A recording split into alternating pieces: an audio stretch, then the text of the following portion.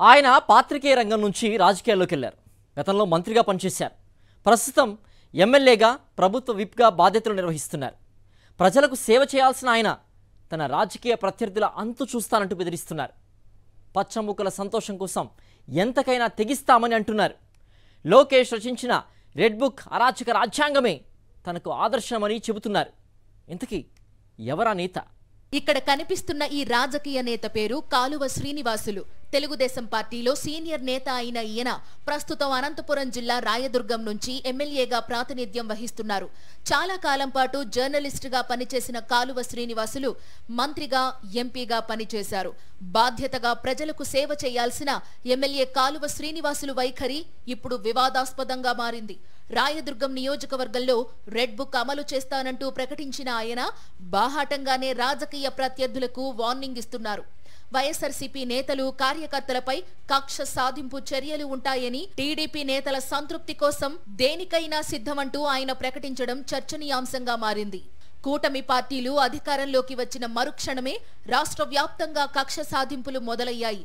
వైఎస్ఆర్సీపీ నేతలు, కార్యకర్తలు సానుభూతి పరులను టార్గెట్ గా చేసుకుని బీభత్సమైన వేధింపులకు దిగారు. వెంటాడి, వేటాడి హత్యలు చేశారు. ఆస్తులు ధ్వంసం చేశారు. చేస్తూనే ఉన్నారు. ఇక దొంగ కేసులకైతే లెక్కే లేదు. హామీల అమలు గురించి గౌరవపూర్వకంగా ప్రశ్నించినా సరే కేసులు పెడుతున్నారు. ఎన్నికల ముందు లోకేష్ ప్రకటించిన రెడ్ బుక్ అరాచక విధానాల ప్రకారమే పచ్చమూకలు రెచ్చిపోతూ వస్తున్నాయి. రాష్ట్రంలో శాంతి భద్రతల్ని ప్రశ్నార్థకం చేశారు.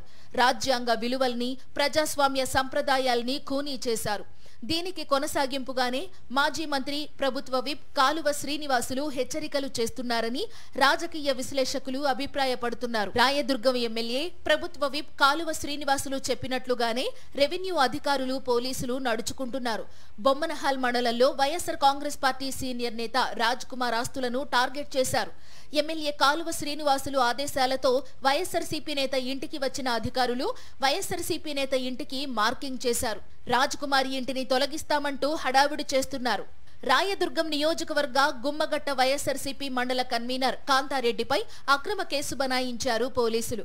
బాధితుల పక్షాన ఆయన ఆందోళన చేసినందుకు, న్యాయం చేయాలని పోలీసులను నిలదీసినందుకు ఆయనపై ఎమ్మెల్యే కాలువ శ్రీనివాసులు కక్ష కట్టారు.